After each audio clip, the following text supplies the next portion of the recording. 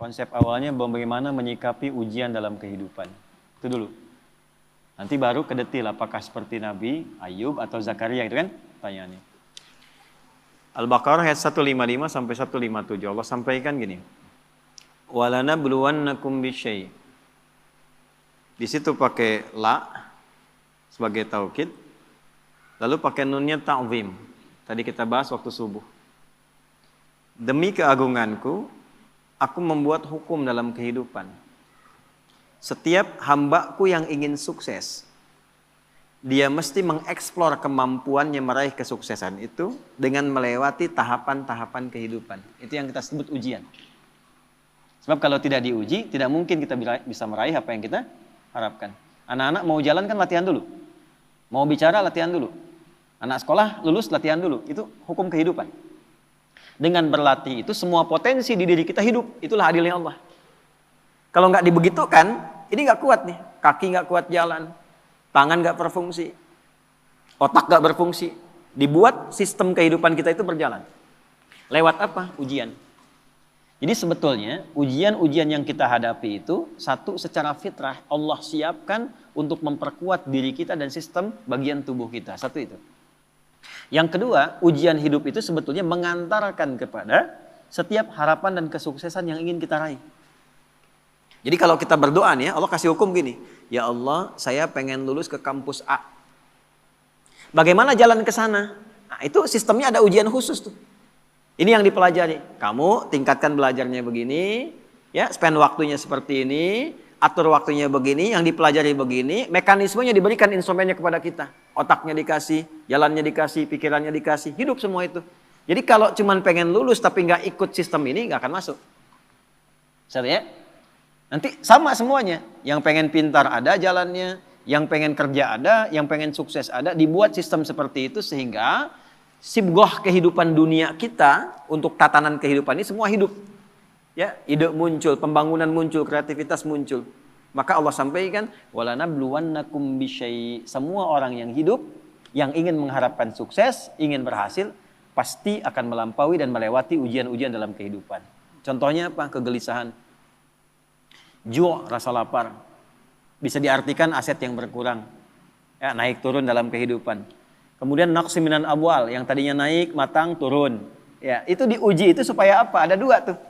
Ya, satu supaya kemampuan potensi kita itu hidup lagi. Kalau nggak gitu nggak keluar ide-ide kita itu. Nggak keluar kemampuan kita. Makanya uniknya perusahaan-perusahaan hebat kadang-kadang bikin studi, bikin masalah. Coba cari perusahaan besar itu. Kadang-kadang bikin masalah dulu nyelesain sendiri. Supaya apa? Muncul ide baru. Nah, Allah sudah bikin fitrah dalam hidup. Diciptakan itu supaya semua potensi kita keluar.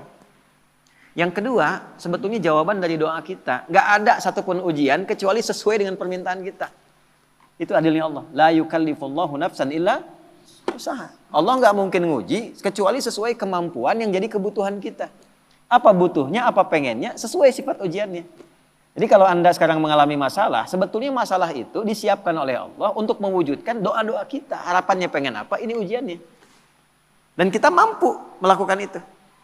Ya, makanya tadi di surat Al-Insyirah waktu subuh kita bahas itu harus optimis. Begitu diuji, yakin saya bisa. Karena nggak mungkin Allah titipkan kalau tidak mampu menjalaninya. Jadi jangan pernah kita mencela satu persoalan hidup yang diujikan. Karena sesungguhnya ujian itu hasil dari permintaan kita sendiri. Saya pengen nikah ya Allah, tentukan tanggal sekian. Dikirim, ya, lewatin ini nih. Ya, nah ujian yang diberikan kepada Razik itu tidak akan diberikan kepada Fauzi. Gak akan sama ujiannya. Yang satu pengen lulus ujian, kampus pengen cepat wisuda. Yang satu pengen wisuda anak orang. Ya kan? Nah itu ujiannya beda. Gak akan sama. Masalahnya pun beda. Jadi ketika melewati masalah itu sebetulnya ingin mengabulkan doa yang diminta. Nah, jadi jangan pernah menyalahkan masalah. Gara-gara ini nih saya begini. Tidak, nanti hikmahnya datang belakangan. Nah ilmu hikmah itu mahal. Hikmah itu tingkat ilmu tertinggi. Kalau belum paham, yakini dulu, lewatin dulu, baru nanti hikmah datang belakangan. Nah sekarang baru kita masuk mas. Sebelum ke Nabi Zakaria dan Nabi Ayub tadi, bagaimana menyelesaikannya? Ya, Allah kasih contoh dulu. Nanti kamu kegelisahan pasti ada. Ya, lapar itu ada, gitu kan? Kemudian ujian berkurang harta, kadang naik kadang turun ada gitu. Dikurangin dulu nih supaya kreativitas muncul, nanti diakumulasikan lagi. Ya, kalau nggak begitu nggak akan kreatif. Wal anfus sakit, capek, lelah, ada tetangga, kerabat meninggal, keluarga dan sebagainya, supaya belajar dari kebaikan dia. Ya, selalu ada hikmah. Nah, ujungnya apa? Ada wat samarat. Nah, ini kurang tepat menurut saya diartikan di terjemahan. Wat samarat diartikan dan bebuahan. Kalau begitu sifat keadilan Allah kurang sempurna, naudzubillah. Karena yang diuji tukang buah saja. Tukang sayur enggak, tukang boneka enggak gitu kan? Nah, samarat di situ pakai ilmu balaghah bacanya, pakai kinayah. Kalau kita nanam sesuatu kan yang pengen buahnya. Tapi kan tanam dari benih, tumbuh, dirawat. Begitu besoknya mau panen, mangga, malam-malam diambil orang. Anda ikut tender, sudah memenuhi kualifikasi, begitu mau dihasilkan, diserobot orang. Ada ya? Wabasyiris sabirin. Nah, konsep umumnya Allah sampaikan, berbahagialah orang yang sabar. Itu konsep umum. Jadi kalau sedang menerima persoalan, dihadapi, terima dulu dengan sabar. Sabar itu apa? Bukan diam. Teruskan. Ya. Alladzina idza asabathum musibah. Yang kalau dia ditimpa dengan apa yang dia inginkan itu, nah itu musibah tuh. Ya, musibah. Saya pengen pesantren dikasih sama Allah, ini musibah. Jadi musibah itu nggak harus selalu buruk, tidak. Baik. Anda pun datang ke sini bagi saya musibah. Ya, sebaliknya saya ada di sini musibah bagi Anda. Jadi sesuatu yang dialami musibah itu. Kalau mengalami apapun, dia langsung punya keyakinan, inna lillahi wa inna ilaihi rajiun. Yang dititipkan Allah kok, pasti Allah ngasih solusi juga. Semua milik Allah, apa yang nggak mungkin bagi Allah. Nah itu. Cuman kesalahannya orang sekarang itu dilekatkan dengan kematian saja. Semua punya Allah dan akan kembali kepada Allah. Ya kita juga punya Allah. Gitu? Pekerjaan kita punya Allah. Masalah Allah yang kasih untuk mewujudkan kita. Solusinya punya Allah. Maka yang dibangun oleh Allah pertama kali kesadaran paripurna kita. Kalau sedang diuji, ingat kepada yang uji. Apa tujuannya diuji? Belajar dulu fikihnya. Supaya siap dengan itu. Nah sekarang banyak orang ingin meraih hasil tanpa melewati ujian. Gitu. Coba yang mau nikah ini. Kan? Pengen nikahnya aja tapi belum belajar fikih nikah. Padahal Quran lengkap itu. Sebelum menikah pelajari tugas suami ini, tugas istri ini. Nanti akan ada masalah antara istri dengan suami. Masalahnya begini, begini, begini. Nanti akan ada masalah antara menantu dengan mertua. Masalahnya begini, begini, begini. Kalau kamu nanti mengalami itu solusinya begini, begini, begini. Sekarang jarang dipelajari. Pengennya cepat nikah aja. Tanggal tentukan, ini tentukan. Pelajaran belum ada. Dulu orang tua kita, kenapa ketawa? Dulu orang tua kita itu begitu kemudian mengkhitbah, dipacari, dikasih daun pacar yang perempuan. Lalu diajari rumah tangga 40 hari. Yang laki-laki belajar untuk memaksimalkan nafkah. Nah dalam masa menunggu itu disebut pacaran. Belajar fikihnya begini, ininya begini. Makanya dulu tuh banyak sekali pernikahan-pernikahan yang abadi dan langgeng. Kenapa? Karena fikihnya dipakai. Sama babnya kerja tapi tidak belajar tentang fikih kerja. Tantangan gimana? Menghadapi orang iseng gimana? Kalau makin naik, ini akan terjadi. Orang nggak suka, ingin menyingkirkan, ingin menyungkurkan, menghambatnya begini. Nanti cara menyelesaikannya begini. Ibadah ritualnya begini, secara intelektual pemetaannya begini, di lapangannya akan begini. Itu ada semua. Dan hebatnya adanya di Quran. Nah, makanya orang-orang yang kembali kepada Allah, dipuji oleh Allah. Ayat 157-nya. Ulaika alaihim salawatum mir rabbihim wa rahmah. Orang-orang yang memetakan mitigasi persoalan dan menerima optimis dia selesaikan, dipuji oleh Allah dibandingkan orang yang berkeluh kesah. Jadi sabar itu bukan diam. Sabar itu mengkontemplasikan, terima. Karena nggak diterima pun jadi masalah kita juga. Dan yang pengen itu kita juga. Terima dulu. Nanti setelah itu terhubung dengan Allah, sholat. Karena itu sholat disandingkan dengan sabar untuk menyelesaikan masalah. Ada di mana? Al-Baqarah 45. Ya, wasta'inu bisabri wassalah. Kalau engkau punya masalah, terima dulu. Bukan cuma engkau, yang lain juga punya masalah. Kan engkau juga yang minta. Nanti bawa solusinya lewat sholat, minta sama Allah petunjuk. Kalau belum yakin di soal imannya, Al-Baqarah 153. Ya ayyuhalladzina amanu sta'inu bisabri wassalah. Katanya engkau yakin dengan saya. Engkau yakin percaya kepada saya. Saya kasih kok nggak yakin juga. Di mana imanmu kata Allah? Nah, setelah itu dikasih rincian jenis persoalannya. Ini orang-orang dulu yang punya masalah. Kamu pernah sakit? Aku ujikan kepada Ayub. Kamu pernah punya persoalan di rumah tangga tentang keturunan? Aku ujikan di Zakaria. Muncullah pertanyaan Anda tadi, apakah harus seperti Nabi Ayub atau seperti Nabi Zakaria? Balik ditanyakan sifat masalahnya apa? Karena Allah turunkan kisah-kisah itu untuk memberikan detil kepada Nabi Muhammad. Kalau sakit ringan Muhammad SAW. Lagi kerja sakit diuji nih. Capek, batuk, pilek, apa. Nih Nabi Ibrahim pernah begitu.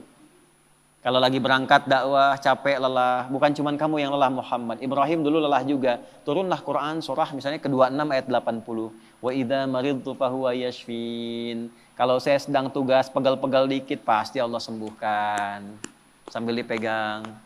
Kalau lagi dakwah suara hilang, ya wa idza maridtu fahuwa yashfin sambil dipegang. Kalau sakit pasti disembuhkan. Yang nugaskan Allah, yang ngasih jalan Allah, yang nguji Allah, pasti yang ngasih solusi Allah. Pernah nggak begitu? Ya. Capek nih, nggak jamaah nggak jadi. Capek nih, kajian batal. Capek nih, baru mendung dikit, padahal belum tentu hujan. Yang dipasang malah status. Jakarta macet, ya. Berangkat enggak, padahal belum tentu ketika dia jalan itu macet. Nah ini satu mas. Nah kalau sakitnya demikian parah, sampai diuji dengan yang luar biasa, Allah kirimkan kisah. Wa ayyuba idna da rabbahu anni masani yadurru wa anta arhamar rahimin. Ayub itu satu kaya, kedua sukses, ketiga soleh, ideal sekali. Kaya, istri cantik, anak 12. Aset banyak. Asetnya banyak. Kebun, termasuk paling kaya. Soleh. Berbaginya, nabi lagi. Setan mengajukan permintaan kepada Allah untuk menguji Ayub ini, menggoda Ayub dengan 3 sifatnya sekaligus. Menghilangkan kekayaannya, menghilangkan keturunannya, menghambat kesolehannya. Tapi diizinkan oleh Allah untuk memberikan satu hikmah dan petunjuk kepada umat di masa depan. Kalau diuji dengan yang seperti ini, zikirnya begini. Pertama, minta kepada Allah supaya semua aset kekayaannya habis dalam sehari. Maka dalam sehari ternaknya mati semua, kebunnya kebakar semua habis. Dalam sehari. Setan melakukan itu, menduga Ayub akan putus asa, mengeluh kepada Allah. Yang terjadi justru ibadahnya naik 2 kali lipat.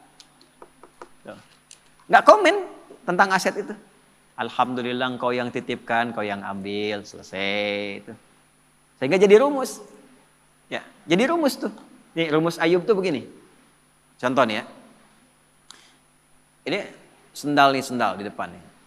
Itu titipan dari Allah bukan? Kalau titipan yang punya siapa? Allah. Nitip nih, kalau nitip diklaim sama yang dititipi, benar nggak? Tidak kan? Ya kan? Kalau yang dititipi berarti kan akan mengembalikan kan? Nah, kalau dikembalikan dalam keadaan rusak, seneng nggak yang nitipkan? Tidak. Saya nitipkan untuk dipakai pada yang baik, dipakai untuk nyuri, seneng nggak? Tidak. Begitu dititipkan dan berhasil mengolah itu, diambil sama yang menitipkan, alhamdulillah, ya Allah engkau titipkan kebun, aku sudah pakai sesuai dengan apa yang engkau perintahkan. Aku rawat, aku tanam, aku bagi, aku share, aku sedekah. Sekarang kau ambil lagi, alhamdulillah sukses saya menjaga titipan. Dan Allah mengatakan kalau sukses aku ganti lebih di akhirat. Jadi milik kamu, lebih indah lagi. Jadi Nabi Ayub tuh melihat sesuatu itu titipan Allah saja. Kalau hilang, alhamdulillah cari dulu. Kalau nggak ketemu, alhamdulillah tugas selesai. Titipan selesai. Yang penting hisabnya ringan. Itu Ayub. Malah nambah soleh. Ya. Nah, bisa nggak itu kita bawa dalam kehidupan sehari-hari? Ya, makanya kata Nabi, ajaban li amril mu'min, orang beriman tuh sempurna, mengagumkan perkaranya. Kalau dapat kesuksesan dia bersyukur, jadi nggak berlebihan. Allah juga yang nitipkan kok. Kalau diuji dengan persoalan dia bersabar, yang punya Allah juga kok. Gitu. Jadi sama aja antara ada dengan tiada, sama aja. Dinikmati aja. Nah, dalam menjalani itu butuh penyesuaian, disitulah ada pahala. Ya. Kalau nggak ada ujian nggak ada pahala, nggak ada pahala. Nggak tahu caranya kita berdoa, berkeluh kesah, minta dan sebagainya. Jadi saya kembali kepada awal ketika Anda bertanya tentang sikap Nabi Ayub, secara konseptual dari Al-Quran yang pertama kali adalah satu. Jika dihadapkan pada ujian kekayaan, ini yang harus dilakukan. Kalau jatuh pun begini caranya. Kalau sedang maju di atas bersyukur, jangan terlalu angkuh, jangan sombong dan sebagainya. Kata kapan-kapan Allah bisa ambil, itu loh hikmahnya. Kalau diambil pun jangan banyak disesali. Toh yang punya bukan kita kok. Ya, belajar sama tukang parkir. Datang mobil beda-beda biasa aja. Ya. Nggak ada tukang parkir begitu Alphard pergi langsung marah katanya, "Woi, ngapain diambil?" Nggak ada, biasa aja. Gitu. Nggak ada bangga sampai selfie dengan mobil orang gitu, biasa aja. Dapat titipan, begitu waktunya diambil, pulang selesai. Itu problemnya kadang-kadang Nah, ngajinya nggak sampai ke situ. Fikih syukurnya banyak, fikih sabarnya nggak dipelajari. Itu satu. Yang kedua, begitu naik meningkat, ya Allah minta anaknya meninggal dalam sehari semua. Diuji meninggal semua sehari, Pak. 12 sih. Dikira akan down, ternyata naik 2 kali lipat. Berarti udah 4 kali lipat dari sebelumnya. Tinggal yang terakhir, ya Allah kok masih naik nih, bikin sakit ya Allah. Saya minta ngajukan yang terakhir sakit. Yang sakitnya tidak pernah dialami oleh orang sebelumnya, nggak akan dirasakan oleh orang setelahnya. Ya. Istrinya datang mengatakan, Pak, kenapa nggak memohon pada Allah sembuh? Ditanya balik, kita itu senang, sehat, syukur berapa lama? Dijawab kurang lebih 20 tahun. Ada riwayat mengatakan 70 tahun. Sekarang diuji dengan hilang ini, ujian sabar dan saya sakit berapa lama? Ada riwayat mengatakan 7 tahun, ada riwayat mengatakan ya, sekian belas tahun. Kata Ayub begini, nanti aja kalau ujian sabarnya sudah sama dengan ujian syukur, baru saya minta sama Allah. Malu, dikasih 20 tahun senang, kaya, baik, kan? Tapi baru dikasih masih 15 tahun, 7 tahun dalam riwayat sebagian mengatakan, baru dikasih segini kita sudah mengeluh. Entar aja kalau sabarnya udah sama dengan syukur sehingga seimbang. Tapi ketika sakitnya sudah mengganggu beliau untuk melaksanakan rutinitas ibadahnya. Tadinya masih bisa bangun, sekarang sakitnya sudah nggak bisa menahan berdirinya. Sholatnya sudah susah dan sebagainya. Baru Ayub minta kepada Allah. Dibukalah dengan fathah, bukan dengan dhammah. Kita tahu yang ngaji nahwu, setiap kalimat dalam bahasa Arab digunakan dhammah di awalnya, namanya mubtada. Tapi khusus ayat ini pakai fathah. Wa ayyuba, bukan wa ayyubu. Fathah itu membuka sesuatu sebagai inspirasi. Wa ayyuba, dan aku buka kisah Ayub sebagai inspirasi untukmu. Kalau engkau mengalami persoalan yang sama, lakukan seperti Ayub menjalaninya. Idznada rabbahu anni masaniya dhurru wa anta arhamur rahimin. Ketika Ayub bermohon kepada Allah kesembuhan untuk ibadahnya, bukan sekadar sembuhnya. Anda sakit berobat ke dokter, pengen sembuh atau pengen dekat sama Allah?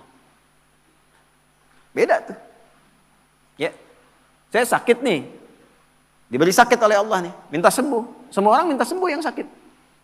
Tapi jarang ada yang minta sembuh untuk meningkatkan ibadahnya kepada Allah. Ya Allah, saya pengen sehat supaya tahajud. Ya Allah, saya pengen sehat supaya pengen baca Al-Quran. Tarik ke situ.